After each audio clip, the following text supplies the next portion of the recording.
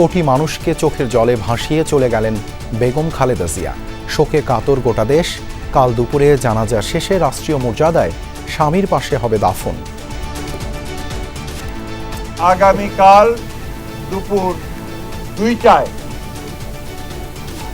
Parliament ভবনের দক্ষিণ প্লাজায় যে মাঠ এবং বাণিজ্য অ্যাভিনিউ, এই পুরো অংশ জুড়ে আমাদের নেত্রীর জানাজা অনুষ্ঠিত হবে।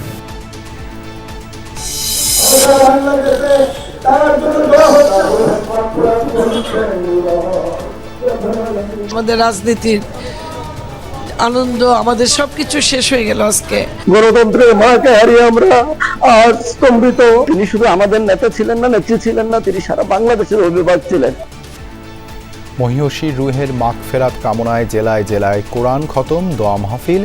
শেষ শ্রদ্ধা জানাতে আসছেন ভারত পাকিস্তান সরকারের প্রতিনিধি সহ বিদেশিরা। কাল সরকারি ছুটি, 3 দিন থাকবে রাষ্ট্রীয় শোক। খালেদা জিয়ার অসামান্য অবদান অম্লান হয়ে থাকবে ইতিহাসে, জাতির উদ্দেশ্যে ভাষণে বললেন প্রধান উপদেষ্টা। সাবেক প্রধানমন্ত্রী বেগম খালেদা জিয়ার মৃত্যুতে আমি 3 দিনের রাষ্ট্রীয় শোক এবং আগামীকাল তার নামাজে জানাজার দিনে 1 দিনের সাধারণ ছুটি ঘোষণা করছি। আপসহীনতায় পাহাড়ের মতো অটল হলেও ব্যক্তিত্বে ছিল পরিশীলিত, বলছে সাধারণ মানুষ। বিশিষ্টজনদের মতে তিনি নিজ গুণেই হয়ে ওঠেন বিএনপির অপ্রতিদ্বন্দ্বী কাণ্ডারি। একটা পশ্চাৎপদ মুসলিম সমাজে তিনি যে নিজেকে গ্রহণযোগ্য করতে পেরেছেন, প্রতিটি জায়গায় প্রতিটি আসনে তিনি জয় পেয়েছেন। রাজনীতি করতে গিয়ে তিনি যে দৃঢ়তার, অনমনীয়তার পরিচয় দিয়েছেন, এই জন্য সবাই তাকে আপসের নেত্রী বলে।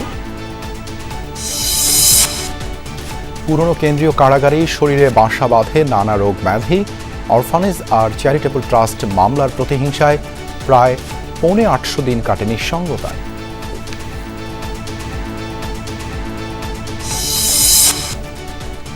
এছাড়াও রাতের বাংলাদেশে থাকছে গণতন্ত্র পুনঃপ্রতিষ্ঠার পাশাপাশি অর্থনীতিতেও নতুন ধারণার সূচনা করেন খালেদা জিয়া। চালু হয় ভ্যাটের ধারণা, পরিধি বাড়ে ইপিজেডের, রেমিটেন্সে ভর করে গড়ে ওঠে রিজার্ভ।